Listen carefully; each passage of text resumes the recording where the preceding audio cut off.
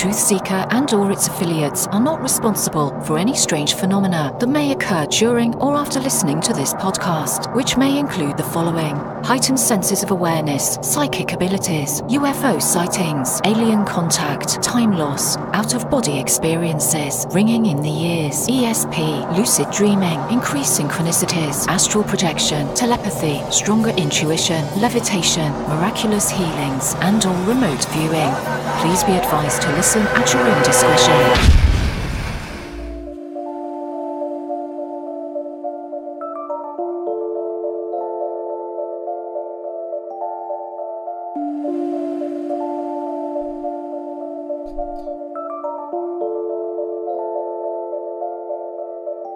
Won't you come and take me away?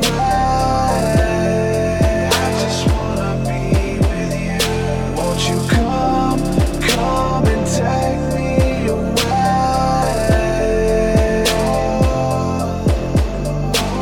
To a place to walk on troubled seas, faith to stand when I don't believe.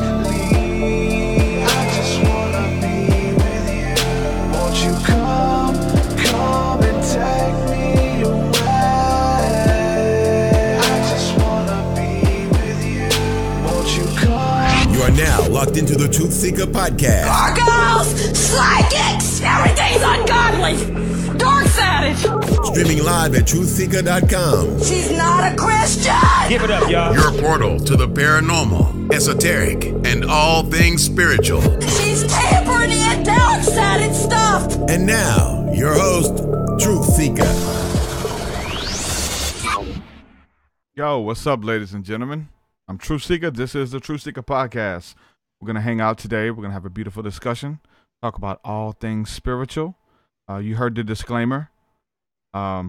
Speaking of disclaimers, I guess I can go into a little rant before we get started here. I recently did an interview with Mark Moore from the band Christafari. It's a Christian reggae band, and he's kind of a legend in his own making in the Christian industry and gospel music. Pretty big name. They've been around for a long time doing gospel music, and they've traveled the world doing it, really. Had him on the show. The conversation shifted to be about marijuana legalization. Should we legalize it? And my take on it and his take. And he kind of gave you his take of what he thought the Bible says about it. And God hates it, and it's evil, and it's demonic. It's the devil's lettuce. The devil put it here. Those type of things. So anyway, the show shifted to be about that, and given his experiences. And then I kind of, I didn't debate him. I just let him share his story. And then at the end, I kind of gave my little rebuttal and said, hey, it is what it is. People project. People have their own personal experiences and encounters, and we project knowingly and unknowingly. So I think we need to be consciously aware of that when we're triggered and stuff like that. So shared my little truth on that, my little spiel. And then he eventually shared the episode out on his Facebook wall, but it said, check it out. This is an interview I did with a controversial host on a controversial topic. He said, skip the intro. He said, I start talking about the marijuana at 20 minutes. Skip the intro and skip his closing remarks. It's like he shared the interview, but he said, don't listen to the host. Just listen to me. And I thought that was really rude, man. But it's funny, though, because that's his not disclosure. He kind of gave his discretion. And that's kind of what I do at the intro of this show. I've had a lot of Christians on the show in the past, man, and they have to preface it. Hey, this guy, he likes mushrooms. He the witch or whatever. You know what I'm saying? They have to like prepare their audience and still feel okay with sharing the content out because they want to get their side across. But then again, I've had other people who don't want it. They've done an interview with me and we were supposed to cross promo and they just refuse to share it. They're like, nah, I can't do that because what will happen? The church folks will cut your head off. Like, if, you know what I'm saying? So it's always been with the Christians, man. It's like they have to give a disclaimer when they share out a podcast that we've done together. Now, I've been putting up with that for years. I kind of know the song and dance behind that. But it's funny, man, but it is rude. So for the Christians listening, my intro is the disclaimer. Some people say, yeah, you probably should have a disclaimer. But the intro says, you know, heightened senses of awareness, ESP, intuition, out-of-body experiences, all of these things. This is kind of stuff that we talk about. So if it's up to you if you're sticking around after that disclaimer. So, you know, I've had different people on. People I'm really close with, Seven, you know, some of his fan base. He's hit me up and had heart-to-heart conversations with me because we've done the interview. But I think a lot of people come on and do the interviews and stuff without even knowing who I am or what I stand for. Or maybe sometimes it's hard to kind of pinpoint what I stand for, because I stand for a lot of different things and it's pretty eclectic. It's not really something that's in a box. You can't say, okay, he's a Christian, or okay, he's a Gnostic. So you go look up what's a Gnostic and what they believe. It's not really that simple. I don't think it's that simple for any of us. I think we're a little bit of everything just kind of brought together. There's pieces of truths within every religion, every holy book, every sacred science, man. Every teacher has a piece of something. I don't think that there's one place that we can go to and say, that's what I am.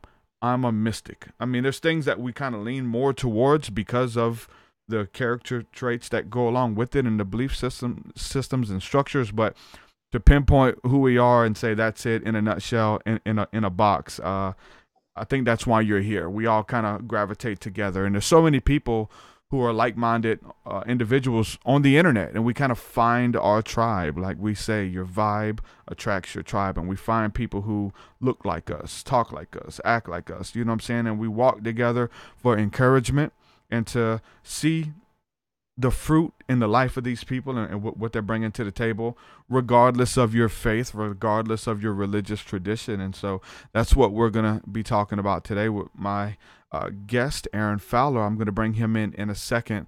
First, I have to thank everybody who has been supporting my work over at Patreon. This show would not exist without your help. So thank you from the bottom of my heart with an attitude of gratitude. I really am appreciative of your support. So everybody supporting over there, thank you guys for supporting this month. Give a shout out to some of the latest supporters that we have right now. Call you guys out by name. Let's see here. Ruben Rojas, thank you for coming on for the support. Matthew Flynn, welcome to the family. Let's see who else we got. It's not in order. I have to go. Robert Guzmini. I know I butchered that name. I always do. Reno, Jeremy Bartz, Rise. I know there was one more. There was a girl here that I seen a while ago, but now I don't see it.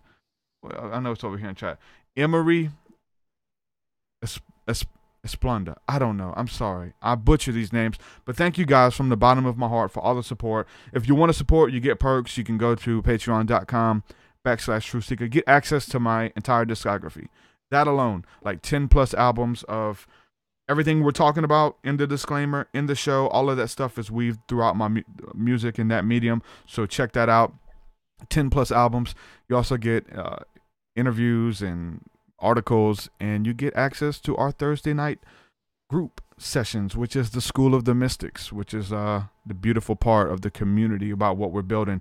Those of you guys who just want to listen to the podcast and end it there, that's cool. But those of you guys who are wanting to build community, you want to share your story, you need somebody to talk to, Thursday nights is when we do that, and you get access to that by supporting for as little as $1. So thank you guys from the bottom of my heart. Without further ado, my guest, I was on his show a couple weeks ago, and really good conversation with this brother and sister as well. So Aaron Fowler, welcome to the show, my brother. How are you?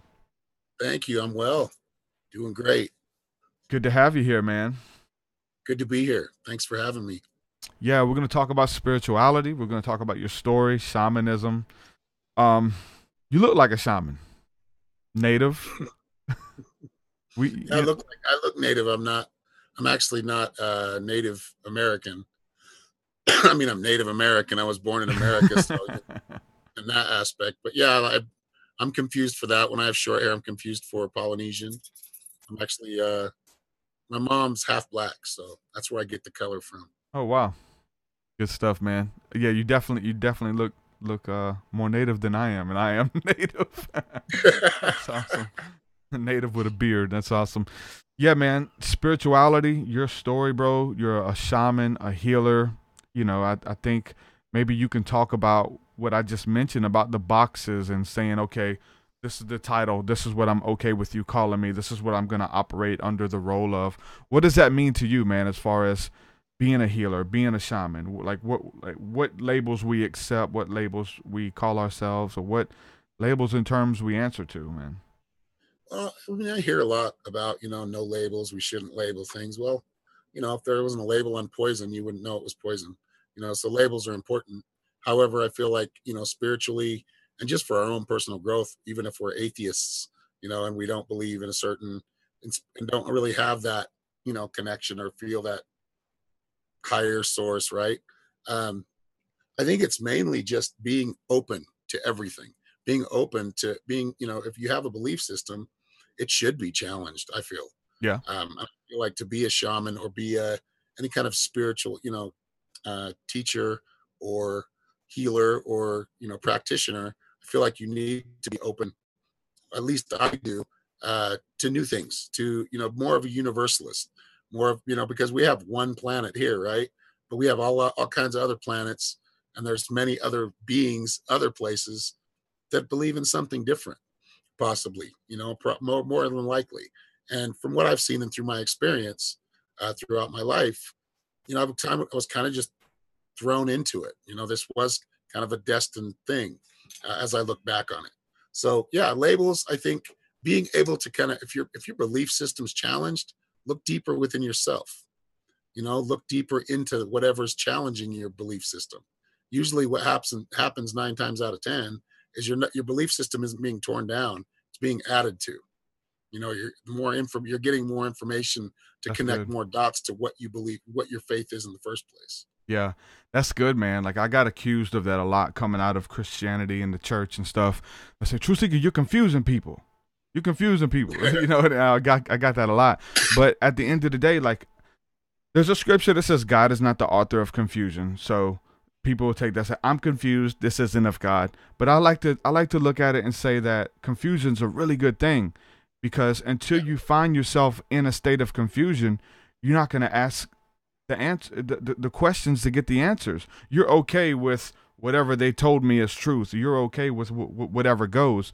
But when you're in a state of confusion, that's when you start digging. That's when you start reading. That's when you start using Google to look up beliefs and references and proving what you believe. And so I'm with you. I think that that we need to break down our belief systems and prove why we believe something. I love to play, the devil's advocate, in a good way, and say, look, why do you believe that?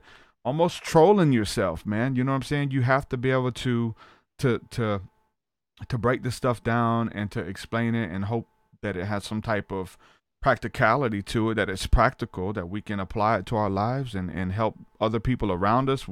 Other than that, it's just theories.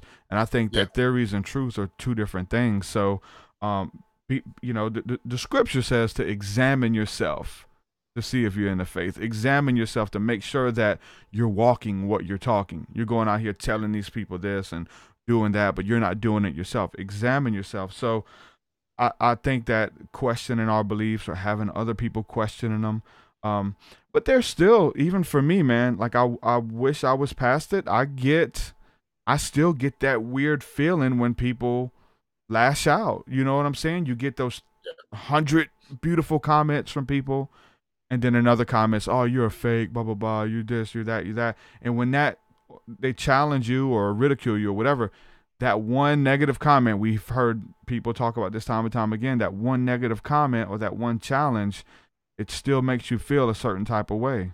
There's a lot of people who stay away from the public or the YouTube comments because of that. Right. And I feel, there's sometimes I have to delete comments, but they're just plain nasty, and they're just coming from a place that's not even, there's no logic involved. It's just basically you're spitting something at me that you have a problem with that has nothing to do with me. Right. But I may have triggered you in something I said. Good. Glad I triggered you, because that makes you think about things. And if whether you agree with me or not, it sparks something inside of you, just like art does. You know, we're both artists, and we know that's what we want to do. That's that dichotomy of push and pull, good and bad. That is necessary, I feel. You know, I think some of the best stuff I've created has been kind of part that dark and that light. So I think it's being more open to being, you know, open to the dark, and understanding it better, because it's not all evil. Yeah. And I think right now, especially with all the stuff going on, the religious, you know, people that are more religious and really one-sided about things, which is kind of funny because you can't be really one-sided about the Bible because it's got multiple meanings, right? Yeah. And I see a lot of it coming, you know, especially from the Christians. And that's probably because we live in America and that's, you know, the prevalent religion. But I do see that. I see it more as I watch people and what they say. It's more about their fear. You know, it's more, I feel like it's more about, it's coming from a fearful place. But that's also, when you're getting to that point where you're kind of starting to judge others, you are raising up, but you got to burst through that threshold, right? You got to get through that to a place of, I don't want to say non-judgment, because we have to make judgments in our life every day. So, but just in a place where you can be with everybody and allow them to have their belief. If they're not hurting others and they're happy with it, you know, you're not, nobody gets to say my way is the right way. They can say it, but they, you know, it's not ever going to happen. I know, right? That's the whole thing. That's the whole platform that Christianity stands on, is that we are the only way. All other ways are a lie, or they're a sham, they're a farce. And you come to find out that that's not true. Like, okay, there is some things in there that I believe are the only way. I think that, you know, talk about Jesus, we talk about love, man. Love made manifest, or the scripture says God is love. I really think that's the only way. Like, I really do. I think that love made manifest and all of us being love or being like Christ and that Christ consciousness, that's the only way. It really is. So I will go with that. But as far as like my doctrines, my belief system, this is the way, this is the only truth, and all that kind of stuff, that's all up for debate for each particular person and how it applies to them, how they understand it, how they grasp it. And it's been so watered down and changed over the years, man, that what we have in America resembles nothing, looks nothing like biblical Christianity at all. Right. You know, I ask people sometimes, you know, if Jesus were to return, would you recognize him, or would you shoo him away and ignore him? Yeah. Because that's what I feel like. And a lot of times I feel like, you know, Jesus was coming from a place of, you know, he didn't have a home. He was welcomed into others' homes, right? Yeah. I mean, when he finally just did his pilgrimage and started walking and doing his thing, right? Yeah. And I feel like a lot, you know, that's where that judgment can get you, that old uber judgment or over judgment of, hey, you're not aligning with me, so you're bad. You know, or you're not right. Now Jesus, from my understanding, Jesus was love. Jesus preached love. He talked love. He talked about, you know, being unconditional, but he also stood up for things that weren't right. Yeah. You know, and he was a fighter in many ways. And I don't completely believe, from the stuff that I've looked into, that Jesus was like, you know, didn't ever tie one on, or didn't ever have some fun. You know, I really don't, because you know, you have, that's that higher vibration, having fun, joking around, messing with each other, being irreverent sometimes, you know, and I feel like in my heart, that's my, you know, Jesus to me is, I believe he lived, yes, but more of an archetype and somebody to look up to, as far as, you know, more of an inspiration and somebody that I can try to model my life after. But I feel like there's others in many other religions that have similar, you know, I can model my life after them too. I can take a little piece from here, can take a piece from here, and I just keep learning, you know, and we hopefully never stop learning. Right. I mean, if you're learning from all the masters, if you're learning from all the awesome people who's been in your life and had something to offer or contribute, or even all the mess ups, you know, we always like to learn from the good in people. Like, man, he's doing this, you know, me and you, we're going back and forth like, hey, what's working for you? Hey, I got this YouTube plugin or Facebook plugin that helps you share, you know, and then you're adding all this stuff, you know, what's working. but you can look at other people's stuff and see what's not working. Okay, this dude keeps doing this. It's not working. Don't do that. He's good. He's doing this. He's not reaching anybody. Nobody cares. Whatever the case is, that's on, the level of what we're doing. It works across the board on every level. So when we bring it into our lives, we look at spiritual principles. I really believe that's alchemy. I really believe it's learning from all the things that you've been through. But we have to transcend that. We could just, if that's the expression, we're just going to be focused on ourselves. We have to be able to look at other people, because everyone is an extension of ourselves. So we'll be able to look at other people's lives and see where they're messing up and use it as an example. Don't do that. Don't go down that path, man. Don't go down that road.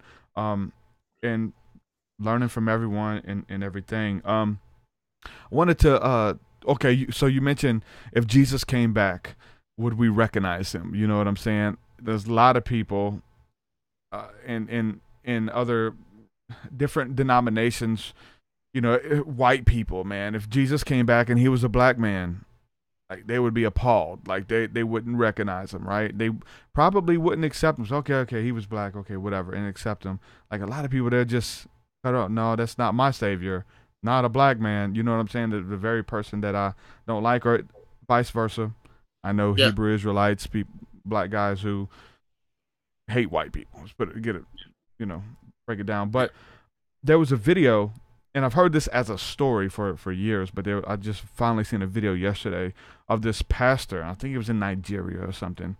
And he wears like 3-piece suits and Armani and all these, like, it's really weird to be like in a third world country and wearing all of these things and driving Rolls Royce when everybody's riding donkeys and stuff still, you know what I'm saying? But anyway, he's a pastor, and he went to his church, but he dressed up like a homeless man. He dressed up like a beggar, had a thing on his head. He's laying outside with a sign at the church, and nobody helped him. Nobody gave him any money, nothing to eat, nothing to drink, or even talk to him. They just walked past him and went to their service. And so the pastor, dressed as the homeless man, goes into the church and tries to make his way up to the pulpit, and they all grabbing him, fighting him, and wrestling him back and stuff. And finally, he gets up there and grabs the mic, and then they hear a familiar voice, their pastor, talking to him, looking like a homeless man.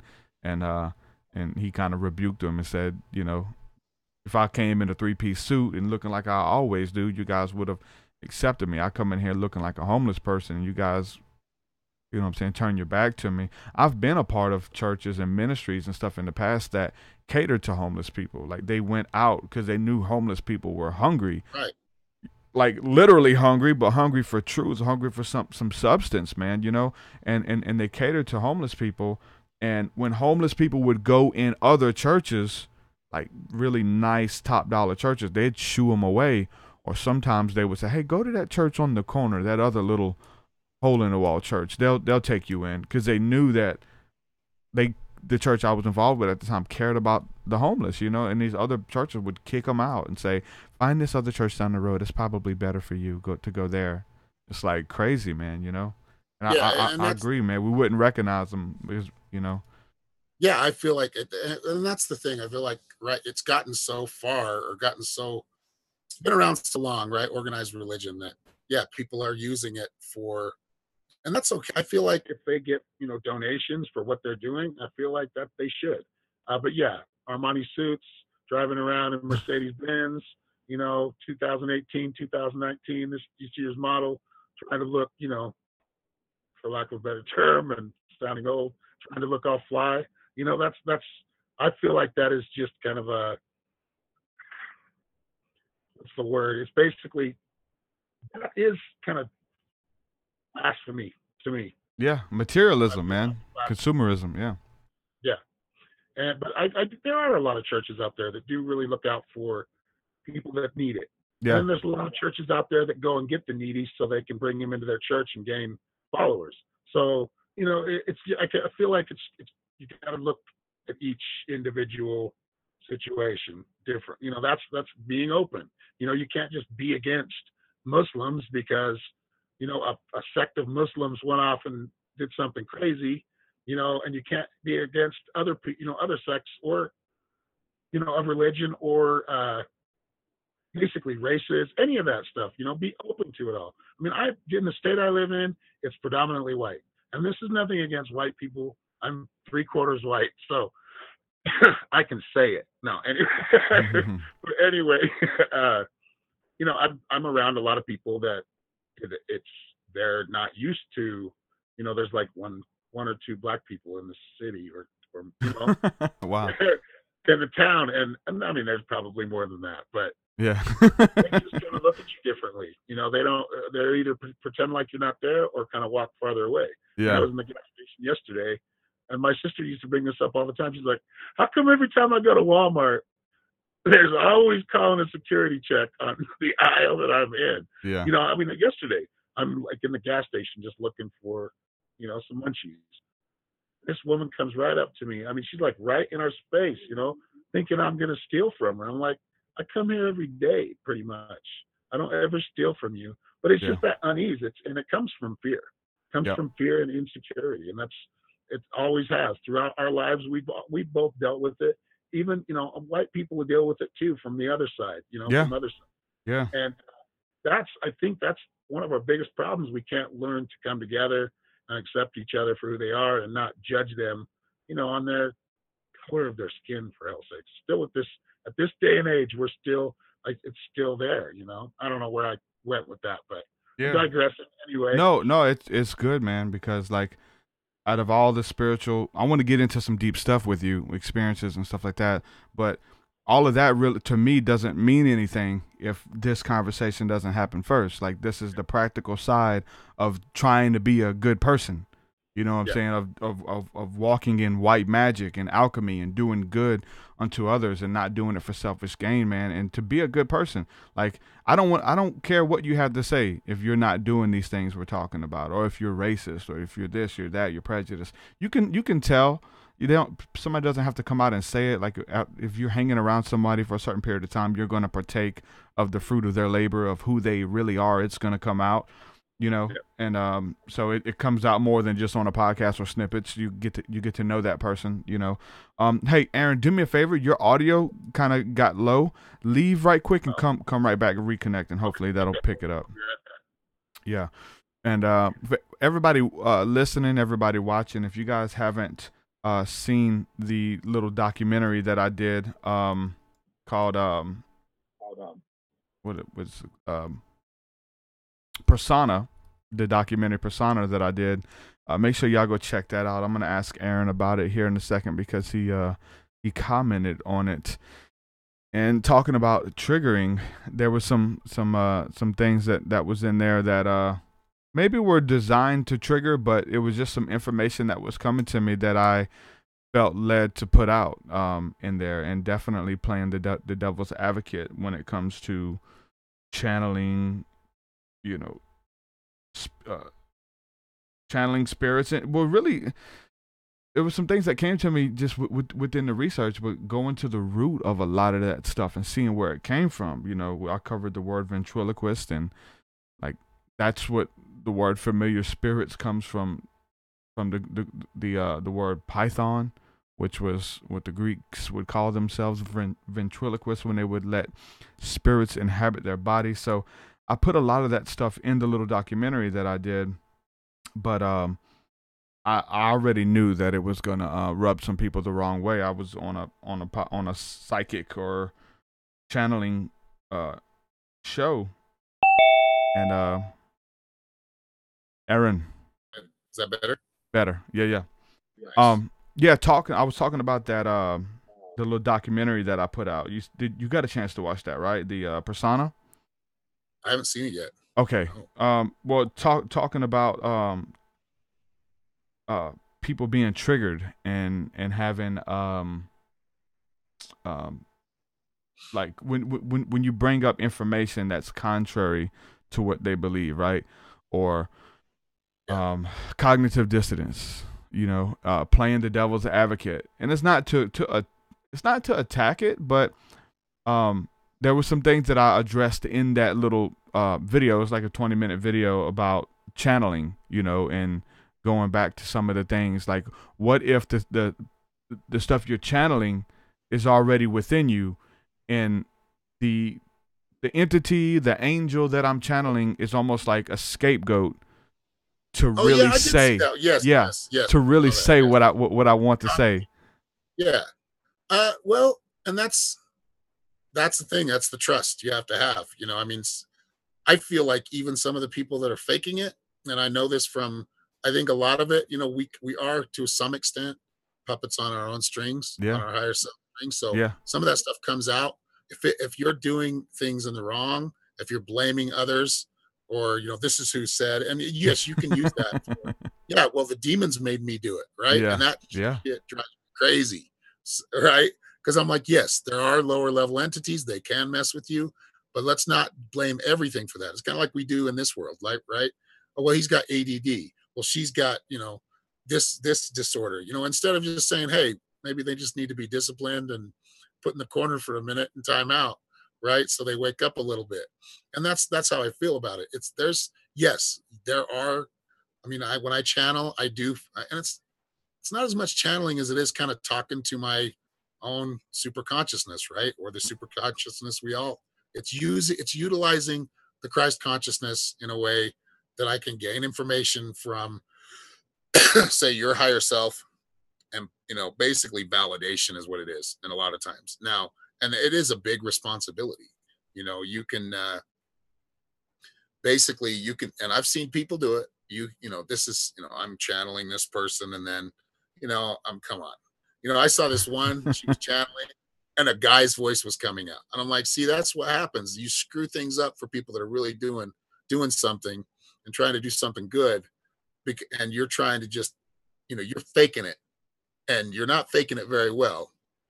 You know, somebody sent me a video of this, and I'm like, no, that is not real. That's a guy's voice. She's like dubbed it over. You can see her like lip sync, right? Yeah. But yeah, you can use spirits as a scapegoat. I mean, that was a good discussion. If you believe it, it becomes real to you. Right. You know what I'm saying? Even if the people faking it, maybe in their mind they're trying to really do it. Like, I've got a friend, and he watches this, and he believes that he communes with the Joker's cards from the Insane Clown Posse. That the Wraith of Shangri-La and the Great Malenko are all personifications that have come to him in the middle of the night to talk to him. You know what I'm saying? In his experience and in his mind, I don't believe it. I don't believe that happened, but in his mind, it happened. And he believes it. You know what I'm saying? He's going to live his life accordingly. And the same way, there's kids out there, like young people who are trying to get into channeling, and they're like nonchalantly like, oh, yeah, I hung out with Anubis last night. Yeah, Anubis hung out. He came in my room, and me and Anubis, you know, he gave me information about the secrets of the universe. And like some of it, it's like, I don't, you know, it gets kind of iffy, but well, and that's it. I mean, but that is really, how do I explain this? Okay, so in the higher dimensions, right, in the other dimensions other than the human dimension, which they're all connected, at least from the way I'm seeing it. I'm not going to give it a name. I don't want like giving it the fourth and fifth because I don't know exactly, right? But the higher dimensions, our imagination creates reality. So have you ever seen that movie, What Dreams May Come, with Robin Williams? Oh, yeah. Yeah. So like that. So that creates that reality. But there is part of that is destined, I feel, my opinion, from what I've seen. Part of that is destined. So that's what I'm picking up. And what I'm getting is the destined part. And here's the best course of action. Now, I'm not going to get it completely right. You know, I'm not, but I will say I do get it mostly right, just from my experience. And I have a history, and I have some backing from people that I've talked to, or people that will testify, you know, that this is real. I mean, I sometimes need it too. You know, I'll be like, God, you know, I don't know if I'm doing too well right now. And then I'll get somebody say, hey, you said this on this time, this date, you know, within a couple of days. And it happened pretty much almost exactly as you know, so, or as you said. So basically what I'm saying is, yes, we do create part of what we're saying and what we're thinking. That's where it kind of gets dicey, because yes, you can take it another way, but you know, if you're faking and if you're not. If you're letting it flow, it's like when you write a song, or if you've ever been able to just flow, when you flow over something, right? It comes out and you're like, wow, it just came out. The same thing. That's channeling. You're channeling that music as well, and everybody does it, whatever profession they're doing it in. I'm just doing it in the way I'm doing it to help others. Yeah. And yes, help myself as well. But I'm not driving around a Mercedes. I'll tell you that right now. I'm wearing Gators. Yeah, it's just weird to think about where it comes from. To play the devil's advocate, we like we said at the beginning, like we have to question our beliefs and say, what the hell am I doing? Am I really getting messages from the Arcturians? Are they on another planet? Are they in a ship? You know what I'm saying? And I believe in it, though. You know what I'm saying? I believe in that stuff. But there's people who have a lot more. I think my belief in my experiences have made me a skeptic, man, because I've had so many encounters, dude, and I've been in the spirit realm and I've done the rituals and I've had visitations, bro. And it's still so slippery.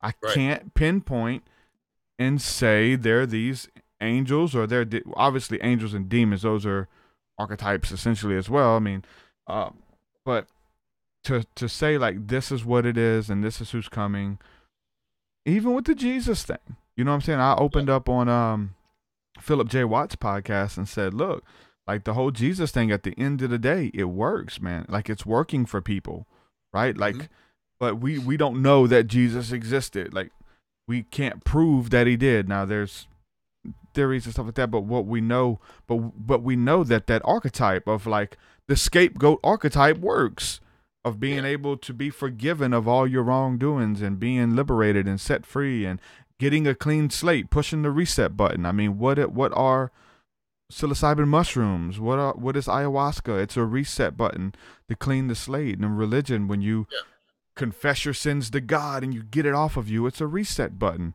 You know what I'm saying? So it's something that works. We can't put our finger on it about the doctrines and who was right and what color was he, and all of this stuff is debatable and up in the air, but we know that there is what we would say fruit from it, or there's something from it that's working and helping people. You know what I'm saying? Let me ask it real simple. It's a flow. It's a flow of energy. We're all in that flow of energy. We're part of it. And it flows differently, minute by minute, second by second, year by year, and it's all a cycle. It's cycles we go through. And yes, all these, what I was trying to say earlier, and I got somewhere else, was, what we create, like basically, if he believes in those Joker cards and he connects to he's connecting to a certain spirit or connected, to a certain entity. That's his key. That's his, that's his way to get in touch or to feel more connected. And that's good. But yeah, there are people out there that, you start seeing them put on the whole show, and that's okay. Just come at me and let me know that they're, it's partly theater, right? And being live, really being live and doing shows like this, you have to, you want to have that online presence. You want to have that on camera presence. I think it helps and it relates to people. But yeah, I feel like everybody's allowed to feel how they want to feel. But what are you doing to others, or how are you affecting others by what you're doing, right? If you're just holding on to one thing like the Arcturians and that's your stick, okay, but I think it's really just come down to, we are connecting to more than just Jesus and more than just Buddha and more than, but these guys, I feel, were connecting to those higher sources as well. Yeah, exactly, man. So I labeled this show, shamanism, modern day shamanism. And so people want to know, because there's people who have no idea what it is. What is shamanism, man? What does it mean to you, the word shamanism? Well, to me, shamanism means, utilizing that flow, being aware of that flow of energy, and not really manipulating it, but kind of understanding where it's going.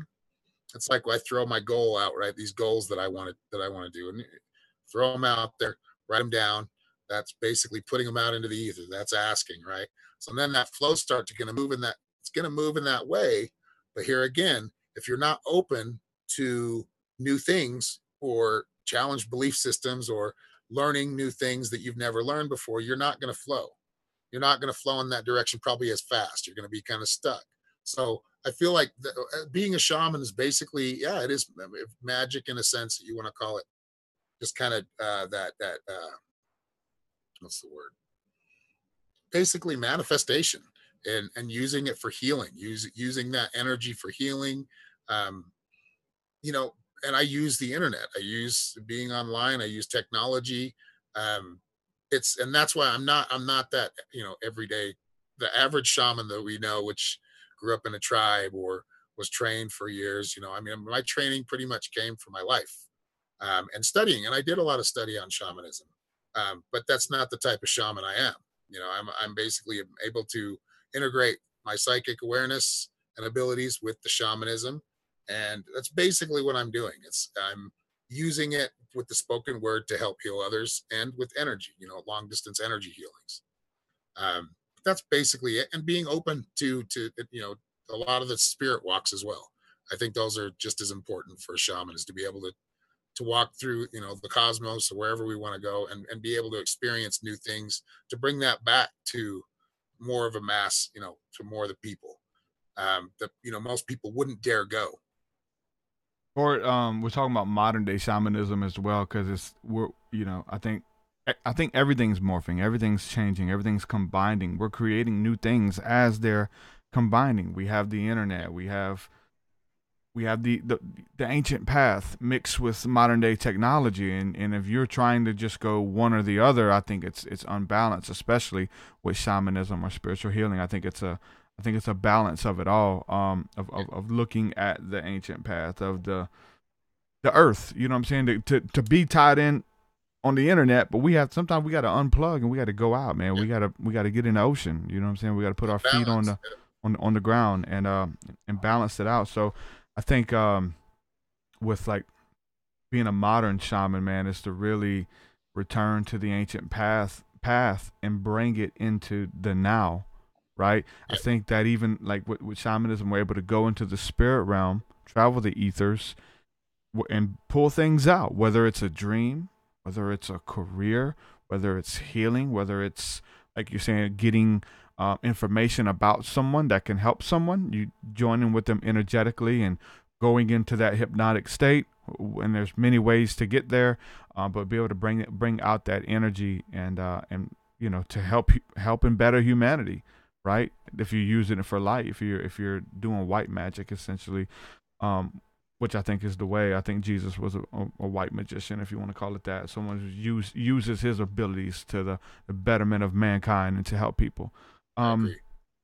So as far as like spiritual encounters, man, I love to talk about that and to see what other people have seen. So let me ask you this. So what kind of got you into what you're into now, as far as shamanism, healing, spirituality? I know you've had to have experienced some dark stuff. I think most people who are well-rounded have been through a lot of crazy stuff, you know what I'm saying, in their childhood. What was the earliest memories, man? Do you have any childhood experiences of anything supernatural or demonic or paranormal or anything like that? I think that those encounters when we're young play into our lives of pointing us in the direction of what, like when we're doing this type of work, you know? Right. Yeah, I used to have really, really vivid dreams, lucid dreams. And I used to have a dream. I used to dream that I'd wake up and I'd be in the middle of the street in my neighborhood, right? And I had this dream over and over again. And I'd go to my house and my neighbors were living there. So I had to like spend all this time. You know, that's kind of my first knowing lucid dreams and connecting that, right? Yeah. It came really easy to me then. I mean, I was like 3 or 4. So I had to spend all my time looking for my family, right? Which is kind of a nightmare, but I remember the colors being really vivid. I remember all these things just coming in really clear, kind of like being on mushrooms, right? Yeah. Or, you know, so I always kind of had that vision of things, and I always had that feeling that there was something else, or that I came from something else. But I also had, I had like a Raggedy Andy kind of, it's like a guy, like John Wayne Gacy looking dude, dressed as Raggedy Andy, used to chase me like for like a year in my dreams. And I didn't know that. But throughout my life, I've had other demonic presence or entities that I've dealt with. I've seen Archangel Gabriel before, and that was the only one that really materialized in human in the third dimension, or this, Okay. That's that was awesome. pretty good, and it was very faint, but it was enough for me to see it. Yeah. But yeah, I've had a lot of experience, seen a lot of different things. I've even seen some of the Norse gods. I've seen through the astral projection and things like that. I've seen, and a lot of the things that I can't make sense of yet. Yeah, I know, right? That's the thing we're talking about. Yeah. Trying to figure it out. Right. What's going on? But yeah, I mean, it's been kind of, it's from a young age, I had this ability, and we all do. And I will say that, pretty much every show I do and every read, open read I do. But I was thrown into it in my 20s because I lost my job. This was like right around the time when things started to go to crap as far as, I was in construction, and then that just fell off completely. So I ended up not having a job and have to, pay my bills still. So my mother, she's a tarot reader. She sent me this site online, and she signed me up without my knowledge and said, all right, you're going to start getting calls. So here's your tarot cards. And, and I started doing it that way. And I was able to, I didn't know the tarot cards at the time, but I was able to see the tarot cards and read the story that it told me. That's that's pretty much what I do. That's intuitive reading. And that's how I've always been. I've looked at the meanings. My mom gave me a little cheat sheet to look at like certain little meanings if I didn't had a problem with it. If I couldn't remember. But it was pretty much the meanings and what I was seeing, they correlated, and that's another thing that kind of validated me. Hey, I'm connecting here. Right. But yeah, that's kind of how I got thrown into it more than anything. That's what's up. So as far as like anything physically manifesting, you said the only time you was the angelic presence you seen? Gabriel. Well, what I know is Gabriel. I mean, I saw white kind of toga looking thing. Yeah. Like a gold wreath, curly blonde hair, and eyes were like glowing, like shooting like LED lights out of them. I mean, that's the best way I can explain it. That's what I saw, and it kind of startled me at first because I was home alone, and I was, it was nighttime, and I just got done doing a bunch of readings, and I actually asked for it. Yeah. I asked for whatever presence was helping me at the time to show itself. And yeah, to me, it appeared, I mean, I can't prove that it was Gabriel, but that's what I saw. Yeah. Yeah. That's what I felt. That's who I felt it was. That's what's up, man. There's something about it, about asking. I think that, I think asking as far as wanting to have an encounter, like I've had a lot of UFO and angelic encounters, and most of the time it's because I asked and I went out and stargazed and, made myself available to that. I think that whatever we're looking for, man, just like, maybe just like my friend who's talking to the Joker's cards, man, maybe it became real. I think that I do know the way the universe is designed, that whatever we're looking for, we're going to find it. And maybe it all exists. These different realities and dimensions that are here. Maybe if we believe them, they exist here, but maybe we can be the shaman and pull it into this experience. Maybe if somebody's sick, we go into the dimension where they're made whole, and we pull that person in, and we, send that energy forth, man. You know what I'm saying? Because if you believe in fairies and you give yourself enough time to wanting to see fairies, guess what? You can see fairies. You can learn how to do it. If you're wanting to learn Illuminati symbolism and find it in the media and find it on television and find it in your government state buildings, everywhere you go, you're going to see it. You're looking for 333 synchronicities, you're going to find them. Whatever you're looking for, your consciousness shifts and you bring it out, and that's what you find. And that's the way the universe is, man. So, like, having those encounters, wanting them. Do you want to see a UFO? Do you want to see an alien? Do you want to see the encounter? You want to meet the devil? Like, whatever, like the evil, the good, whatever you can imagine, you can create it. and then creating it, and then maybe the alchemical process of bringing it into the reality, man. Because we all have that. I think we all have those dreams within us that we've had even since we were little kids. I mean, what I'm doing right now is a part of my dream, and I created this, and it's awesome. You know what I'm saying? But I had to do spiritual work to create it, to see the vision, and then what I could do practically to go in and have these things that I can do to make this manifest. And there's practical things that we can do. There's things that we do by just keeping it in our memory or keep reminding ourselves of it. We just go into an astral session one time or something and have a vision of what we want to do, but then we forget about it. You know, in the scriptures, there's all these like guides to like write it down, make it plain, tie it around your neck. So you always be reminded when you see it. Draw a picture. You know, every time you see it, like the symbols in our lives, the crosses we hang on our walls. You look at the cross. What does it do? It reminds me of the work Christ done for me. We have all of these things that remind us of what we want to do and who we are, whether it's sacred geometry or symbols or whatever. But that act of going in there and creating it and bringing it out.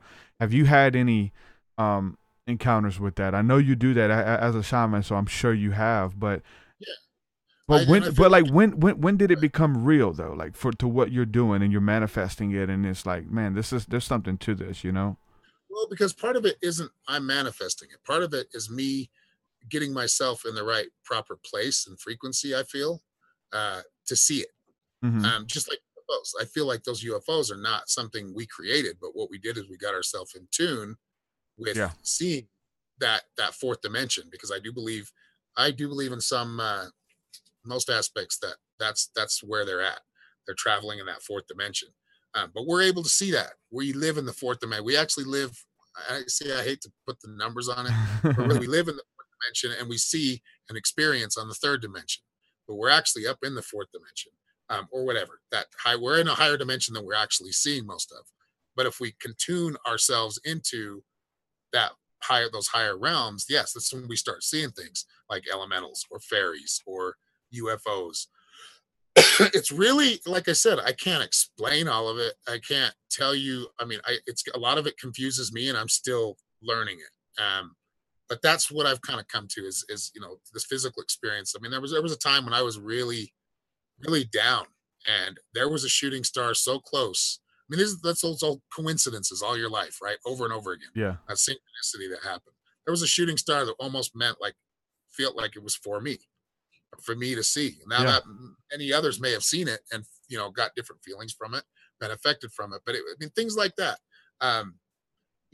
spirits messing with me. And we lived in a house that was like 140 years old.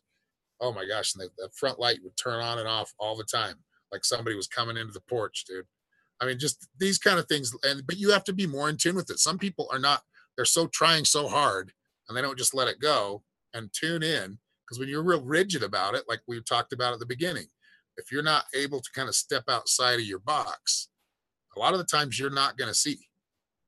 Yeah. You're not going to see it. It's going to be there, but you'll completely let it pass you by. It's like chemtrails. I mean, how many people you still see that don't even pay attention to those? Yeah. Geoengineering is things like that. Yeah. You pay attention. Look up every once in a while. And that by tuning in, you don't have to do anything special other than just ask for it. Yeah. Somebody's saying here in the chat. This is Binary Watcher. Shout out to him. He says you never see a certain type of car until you buy that one, and then they're everywhere. Yeah. You're consciously aware. Now you see them everywhere. You're looking for them, and it's about shifting your consciousness, man, and doing it in a healthy way, looking for the good in all. Like I got friends who just look for the bad in everybody and everything. Yeah. Oh, this, and they just complaining. And I think I was there in religion somewhat, and trying to be combative and you're wrong, I'm right, ideal. And then now my consciousness has shifted. There, I look for the good in everything, even though the bad is there. It's right. Just seeing the good doesn't mean the bad's not there. but it's like finding what we can work with. Like we can work with the good and help you find ways that the good can overcome the bad. You know what I'm saying? Yeah. And focus on your qualities and stuff, and see the potential in someone, especially when we're really walking in shamanism or like Jesus, essentially. You see the good in people that they don't see in themselves, and you have that eye, that trained eye, to see that. Not everybody can see that, and be able to work with people and call people out of depression. I mean, there's a story in the Bible where I think it's Elijah looking at the valley of dry bones, and there's two people looking at a valley with a bunch of dead soldiers on it, man. And God asked him, "What do you see?" He's like, "I just see a valley of dry bones." He's like, "No, I see an army, and we can speak to these dry bones that they'll come up and they'll live again." And that's a picture of us, man. We've all been in a place where we've been broken. Some people still may be there, but we can speak to them. We can speak to their spirit and ignite that light that's within them, that they can live again, man. You know what I'm saying? And just encourage them that the goals and dreams and visions aren't done away with. Like, you can walk in them, you can manifest it, and just speaking hope into people's lives, man, is really what it comes down to. And that's the most spiritual thing I think we can do, man. When it I mentioned it in the little documentary, and I've talked about it all the time, but we talk about spirits and elementals and demons and all of the bad stuff or whatever, but that stuff is thought forms, man, and ideas that aren't for your greater good, and they come into your life and you believe it, whether it's depression, whether it's being overweight, or however it gets in and gets a hold. You start telling yourself and you align with what this idea about yourself is. You start to believe it, you start to speak it, you start to tell others, and it becomes your identity. It's a false identity, but those spirits and demons and all that, it's strongholds, thoughts in the mind. And just through spiritual conversation, and be able to have a positive conversation with somebody, you have the ability to encourage someone and pull them out of that place of confusion, that place of darkness or whatever. You know what I'm saying? And that's the power, the spiritual power, just even behind our words, man, and conversation. I'm glad you brought that up, because that's something I did want to touch on is shamanism, and also represented, I feel like going into that darkness to help pull people out. Now, of course, they've got to do their part. Yeah. All I can do is help you out, but you actually have to lift yourself up a little bit first and grab my hand, right, so to speak. And I think that's a lot of what I do. I talk to a lot of people with that depression, and it really is, it's like being down on themselves.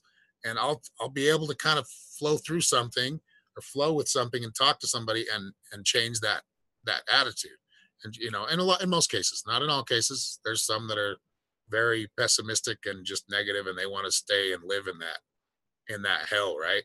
Mm-hmm.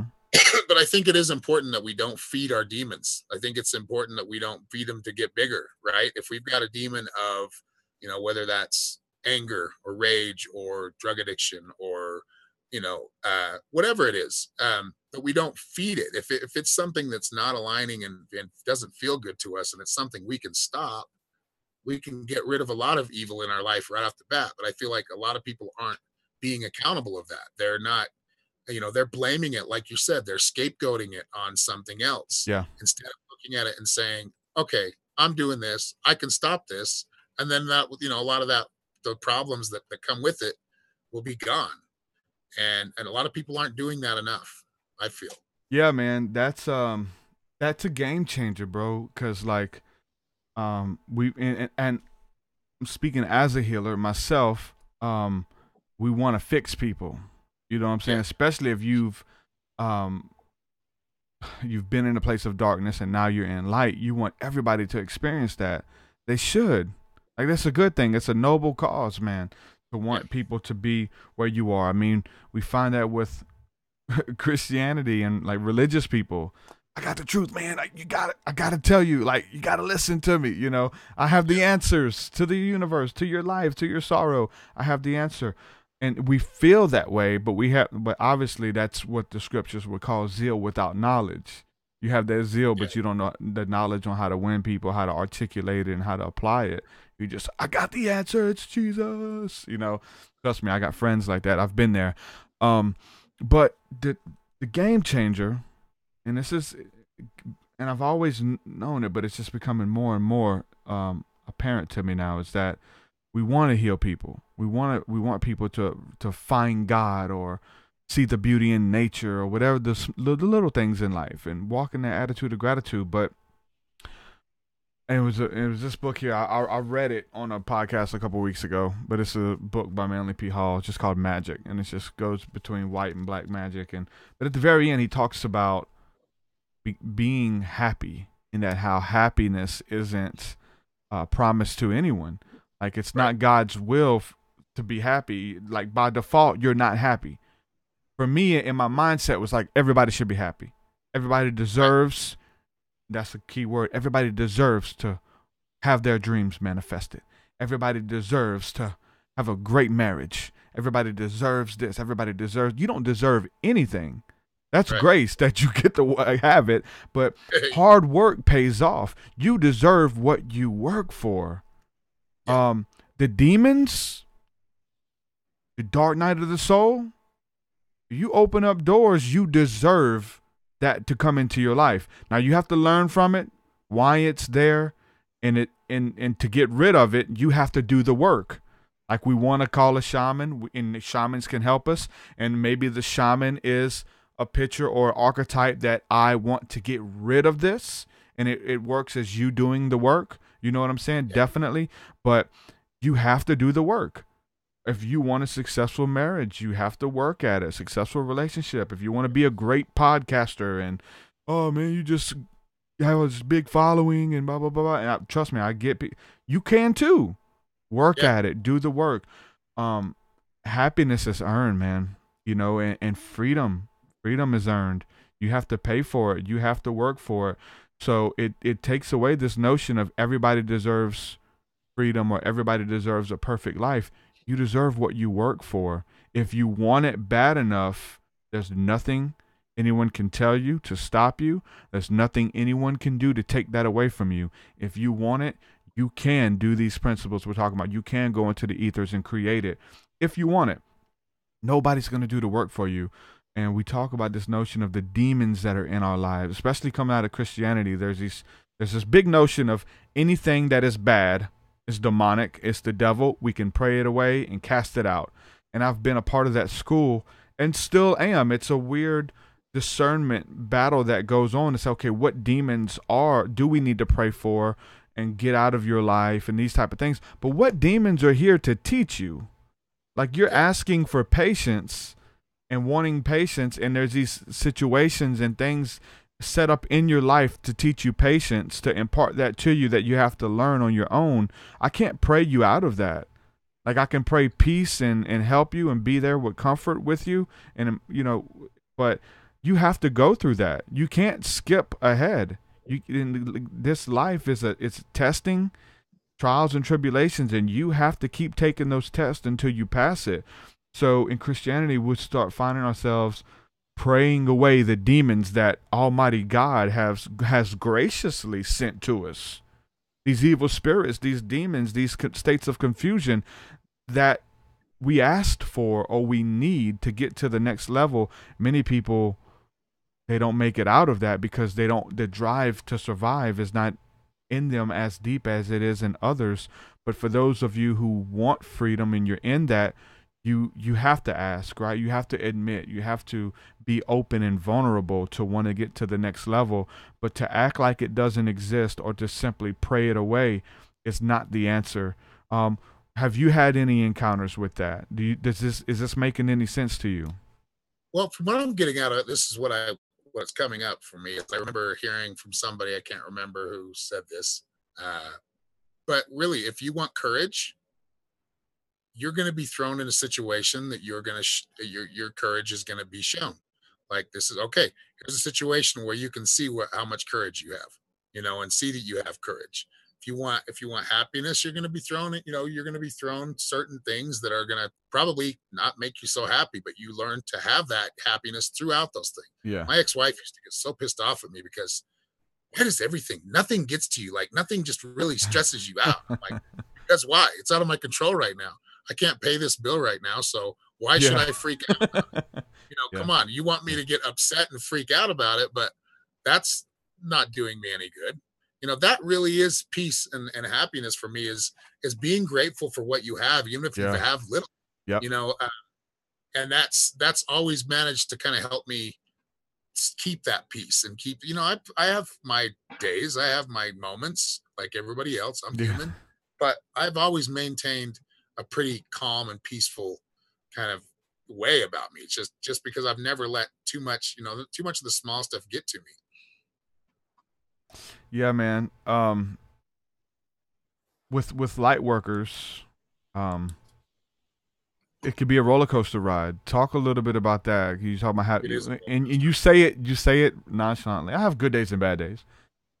Even in the Bible, like we look at some of these people have done crazy miracles, like insane wonder-working miracles that defy the laws of physics, and just they've seen the beauty of God and the power in that, and they've done that, and then the next day they're depressed. They're giving up hope. I have friends like that. I've been there, and you're talking about, but when we're there to be able to find our peace and hold that peace, especially if you're a light worker, you're attracting those things. You're dealing with everyone else's BS, their baggage, and if there is this battle of good and evil, like the more good you do, the evil gets upset. You know what I'm saying? You become a target, and you can do these awesome. You could do awesome podcasts and webinars and help people and get them to the next phase in their life, and then the next day you feel like, you on the brink of insanity. You know what I'm saying? Or you're just giving up all hope and losing everything.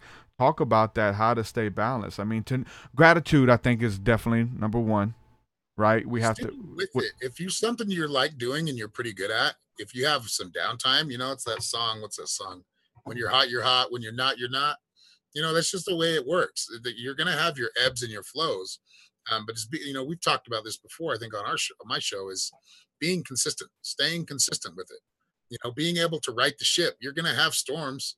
You're going to have big waves sometimes. They're going to make you sick or make you not feel so pleasant. It is a roller coaster ride. And I think that's, enjoying or understanding those times when you are down, maybe taking that time to learn and maybe ponder some of the things that can change that, or change some of the things that you feel are out of alignment in your life where you're feeling down. But really, I'm a musician. I've done it for half my life, played a lot of live shows. And for a while there, we were playing 4 days a week. And, half of those shows, I didn't feel like getting up and playing. I felt the other way. I wasn't excited about it. But, and I have some stage fright. I do have some, a little bit of stage fright. So, it was always like, oh God, I don't want to get up there and do this again. I don't want to get, and I get up there and I'd love it. Or sometimes it wouldn't go so well.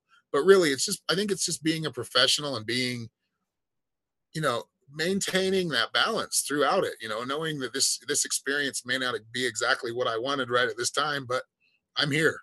Let's make the best of it, And it's funny you used when you said roller coaster. I think that's a great analogy because I'm scared to death of roller coasters. Like some people get on roller coasters and freak out. No, let me out. I start hyperventilating. I may start praying. You know what I'm saying? And I get really terrified. But my wife and my daughter, they love it. They get on there. They enjoy the ride. It's not enjoyable for me. I'm thinking. I'm analyzing the situation. Okay, if this, trust me, I'm thinking of what if this falls? Can I survive the fall? Can I survive the fall? If this thing falls, will I survive? It's not pleasurable for me. So everybody's, we're on the same ride, man. We're all going through this thing, but we all react differently, man. And it's the ride. For some people, it's enjoyable. For some people, they freak out. But it's I have to learn. I'm gonna be okay. That could happen, and it goes back to what I was talking about earlier. Just think of the good things. I can see the negative stuff. Let me think of the good thing. Look, I'm here with my family. We're making memories. I'm still trying to fight that urge of analyzing the situation, walking in fear, Yeah. And that's sometimes that's why it's important to just let go and enjoy yourself, to quit thinking about it for a little while. I think some people overuse that whole let go of the mind, and just the heart, because I feel like both of them are important. But sometimes you do need to just let it all go. When you feel that moment of stress and your anxiety, and you just, you know what, F it, let's do it. And that's always kind of gotten me past a lot of certain fears, when I've just gotten so scared or so anxious over it so much, and it's built up and built up and built up, and eventually I'm just like, you know what, I'm done. That's enough of it. If I'm done being afraid of it. If it's going to happen, it's going to happen. If it's not, it's not. I'm going to enjoy my present time right now. And, that's tend to help me. Yeah, man. And that's, what I'm saying? Being mindful, being in the moment at all times. And that's part of how we achieve our goals and walk in healing and in that life we create for ourselves, man. But yeah, maybe that'll help me, dude. Cause like I have to apply it in that area too. Cause I get claustrophobic, on them rides and start freaking out. I remember we went to Disney and we went on the Harry Potter ride, and I'm nervous getting on it. And we sit down. My wife sits in one, my daughter. Then I sit down in one, and that strap comes down and locks me. And I'm like, I'm trying to open it. I'm really like last second, I'm gonna jump off of this thing for real. I'm glad I couldn't open it because I was finna jump off of it. We had a ride like that here a couple while now. So that thing was like, it was meant to scare you like that. So to make you feel like you were going to fall off the tracks. Yeah. Like it go and then it turned real sharp. You know what I'm talking about? Yeah. That was scared me. But yeah, I mean, in spite of my fear of them, it is exciting. This is the kind of something I can relate to my life. All of our lives is we have that kind of pumped up feeling, kind of that fear of, oh God, the energy's really going right now. I'm anxious, but you can transmute that energy into, if you can kind of break through that threshold again, right, of that fear, and say, you know what, I'm going to do it anyway. Now, of course, you need to be mindful. Yeah, don't jump off a 20-foot building or 30-foot building if you don't have anything there to catch you. You're going to hurt yourself. But I feel like some calculated risks, being maybe a roller coaster that has a good track record, hasn't injured anybody, but is scary. But it's worth going on. It's worth getting that blood pumping sometimes. That's life. That's life, right? Yeah, man. And it's something I know I've got to get over personally. But I know, because we're talking about being triggered and trauma. You know what I'm saying? And these things coming through that. I was tortured by my brother when I was little, man. He would put us in little chests, and he would make us get in dresser drawers, lay down sideways, and shut it, like where your sock drawer. I'd lay sideways and he'd shut it and leave us in there. And man, I just remember my heart racing, thinking I'm about to die, can't breathe, hyperventilating, like all that comes back when I get in a tight space, man. You know what I'm saying? And it's hard for me. And it's a perfect example of trauma, man, of bad relationships and things that people have been through. And when they were teenagers or kids, and then into their adult lives, it still hinders them. I've passed up opportunities to go and do concerts and things like that because I don't want to fly, because I'm too scared that claustrophobia will kick in on a plane.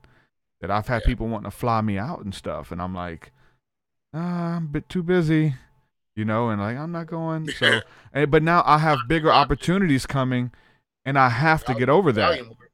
Yeah, I know, right? That's what I need. That's my plan. I'm gonna get something to help me. But I joke with everybody. Find someone else to do a show. That'd be awesome, man. I know, right? I know. I'll be missing that out. I joke with my family and friends and say, look, I'll be the one to get on that mug and run to the door and try to open the door on the plane while it's in the air. They're like, let's shoot you. Well, and that is, getting on a plane is something where you have to let go. I mean, I get on there and I'm scared, but I enjoy flying. I think it's because I'm like, woohoo, let's do it. I mean, I have to psych myself up for it. I have to get in the mood for it, right? Just like anything else. It's like doing a reading, but different, maybe a little different. But yeah, and then I have to, get excited. This is going to be fun. I'm going to enjoy it. I mean, I've been on some plane rides that the turbulence feels like you're dropping out of the sky. Wow. But, it's part of the ride, man. Enjoy it. It's getting you someplace. It's a new experience for you. And I know there's a lot of people that have fear of flying, but I've always enjoyed it. But I enjoy kind of that thrill of things. I'm not one of these thrill junkies or anything, but I do enjoy a thrill. and I feel like that's kind of helped me fly in planes. Yeah, I'm definitely gonna have to get over that, man. Moving forward, can't but it's just a picture though. You know what I'm saying? Like when we help people who they have other things that and it's the perfect word, triggered. You're triggered. Oh, you triggered me. You reminded me of something I didn't like about myself. You reminded me of someone who stole this from me. You know what I'm saying? Stole a part of me. And we have to find healing, man, or we're going to go through life being triggered. Yep. Men are dogs. Men are all cheaters. Men are this. Men are that. No, they're not. You know what I'm saying? Christians are this. Christians are judgmental. Christians are blah, blah, blah, blah. I can't stand Christians. Think they're right. Yeah. Not all of them. You never met a cool Christian. Like, you know what I'm saying? You have these preconceived notions and these triggers, man. And I talk about it a lot. The Jesus thing comes up on a lot of, it's part of my life, man. But a lot of my interviews I do, and I'll mention Jesus. Some people do. When I say Jesus, they look like they bit a sour lemon. What? Jesus? Like, he ain't real. Like, he never existed. I'm like, oh, okay. Next question. Yeah, triggers, I know the feeling, and I feel like there's good people everywhere. Most people are just like us. They just want simple things. They want to enjoy their life. Have a good time with their family or not. Whatever. They want to be happy. They want to just kind of live their lives. And I think, there are those few, the squeakiest wheels are the ones that we're always hearing. So, I feel like most people aren't like that. Most people aren't, they're not, they have a belief system in something or know that there's a greiter power. It's like you're talking about the Muslims. And I used to trigger atheists all the time because I give them questions that they didn't have an answer for, right? Yeah. Like they could give me. I'm like, that's the way it works, man. It's, and there's a lot of science that's proving a lot of this stuff now. I mean, I don't know if you've seen Farsight Press, those remote viewers. He does a good job. Yeah. I mean, he does it in a way Courtney, right? Courtney Brown. Yeah.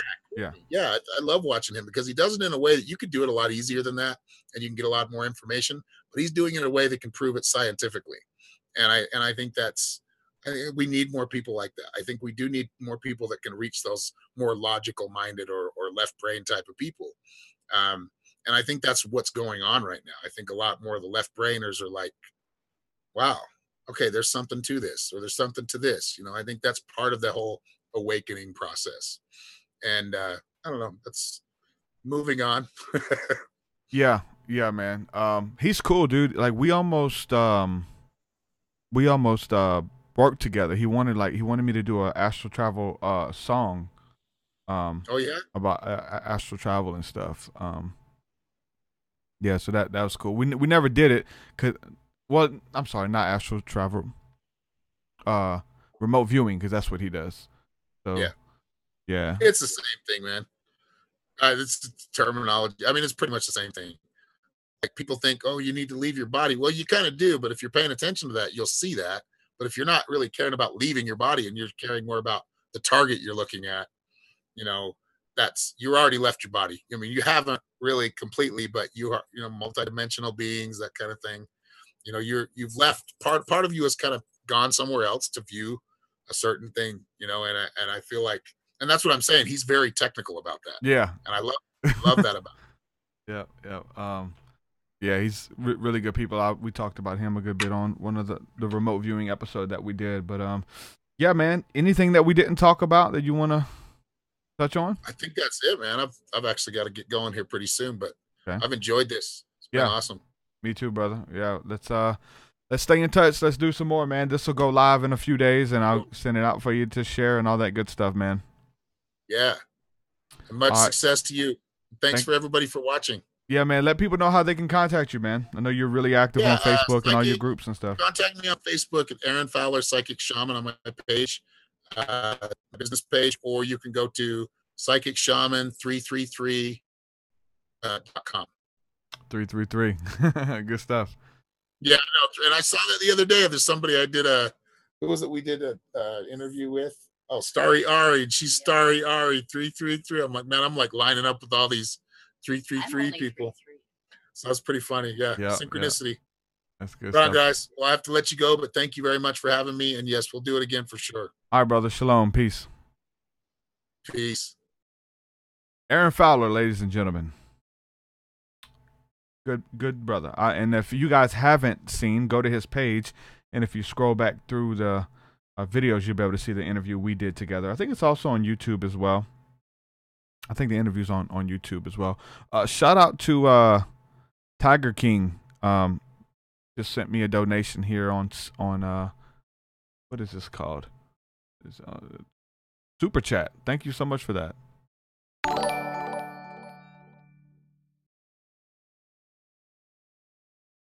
Thank you. He said I left Patreon, but will still contribute from time to time. Thanks, man. Appreciate the donation. Sending it from New Zealand. Thank you. Yeah. Triggers. I think it's a healthy. I think we should be aware of what triggers us. Don't act like nothing triggers you, right? I mean, I think we need to get over ourselves. I think we need to learn, how to respond so we don't freak out. Like sometimes I still feel that weird anxiety when someone disagrees or they want to, call you names or whatever the case is. You still feel that there. I mean, maybe that's just natural. I mean, you want to get into a place where you become water and it just slides off of you and it doesn't bother you. But, words do hurt. Words have power, man.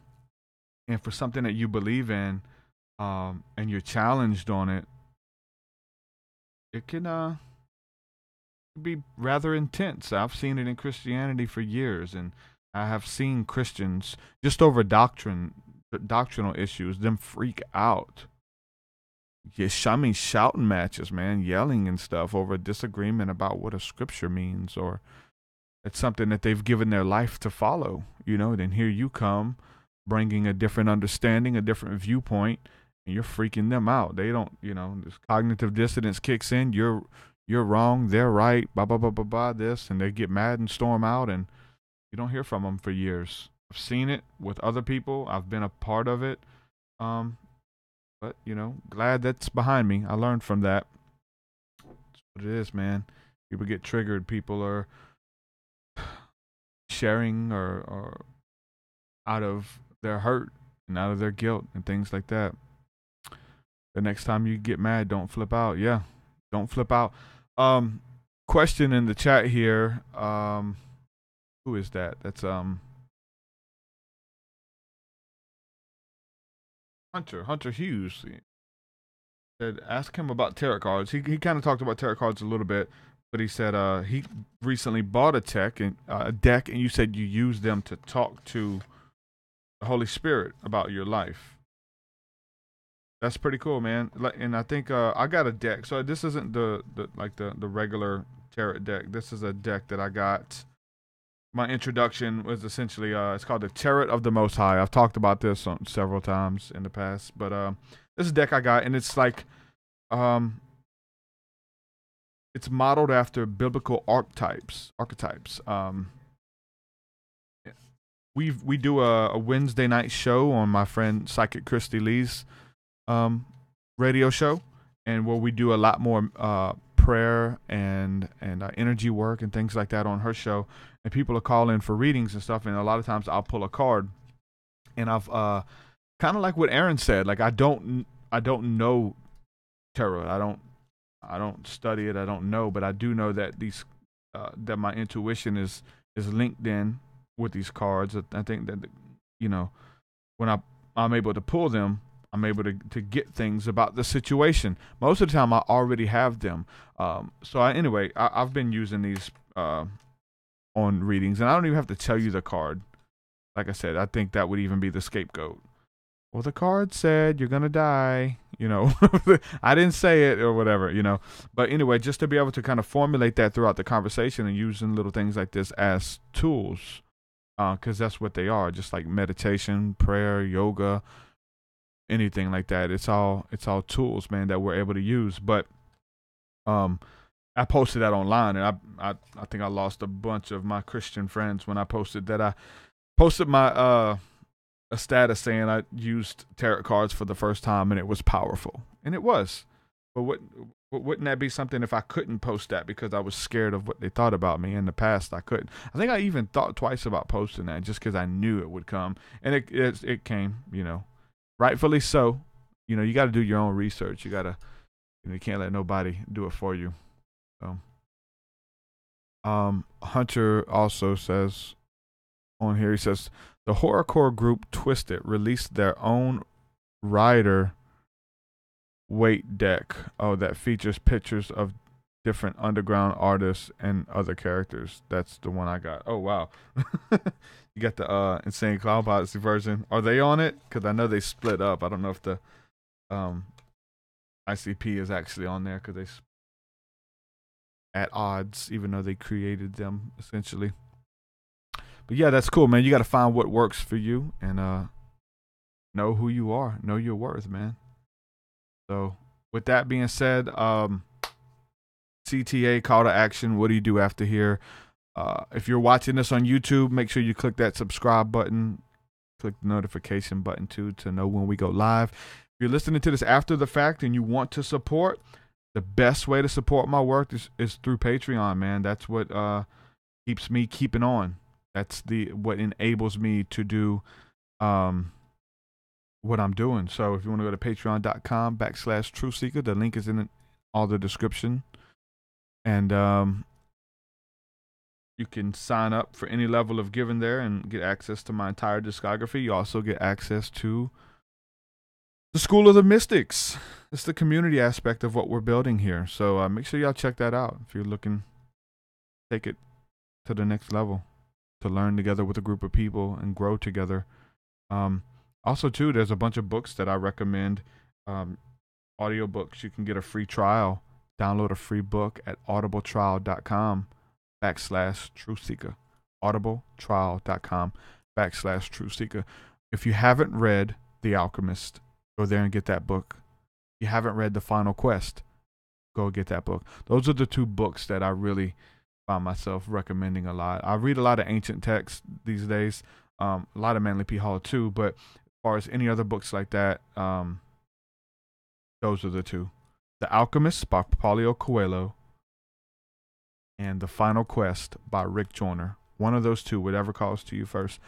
Go to audibletrial.com/TruthSeekah. Sign up, and it helps the show. They give us a kickback for every person who signs up with an account there, and it doesn't cost you anything. You can sign up and then get your free book and then cancel. It doesn't cost you anything. So make sure y'all do that to support that and Patreon and however else you want to support the show. I thank you guys from the bottom of my heart. It means a lot. I couldn't do this alone. I really couldn't. So thank you guys from the bottom of my heart. Dylan says, do you know anything about CE5?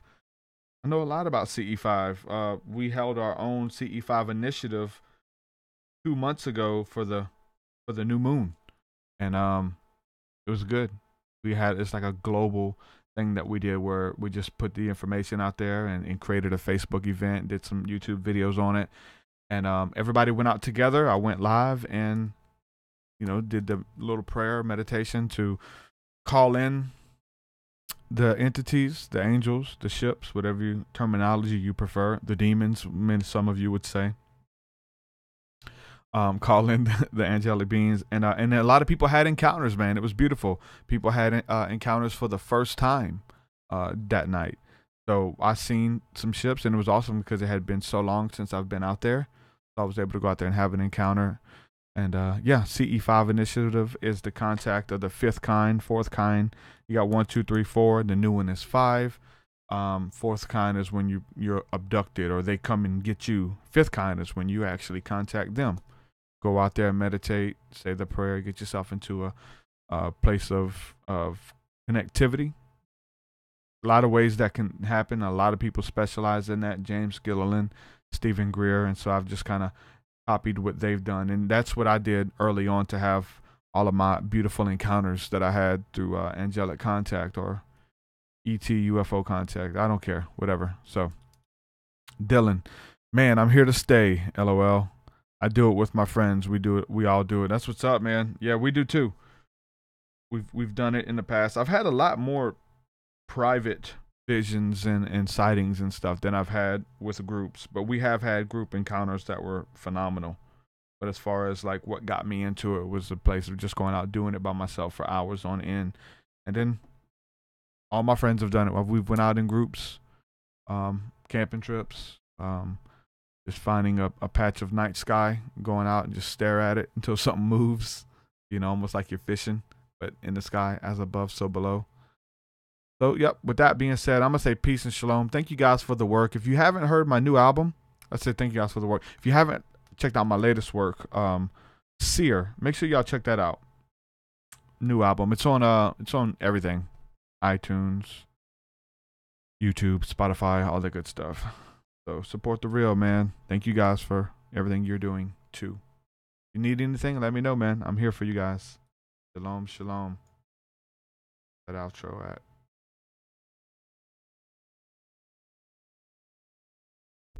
Your way so much higher than mine, so much higher than mine, so much deeper than mine, so much deeper than mine. Well, that does it for this episode, folks. To hear more episodes of the TruthSeekah podcast, head over to TruthSeekah.com. And if you're wanting to support the show and get rewards, go to our Patreon page at patreon.com/TruthSeekah.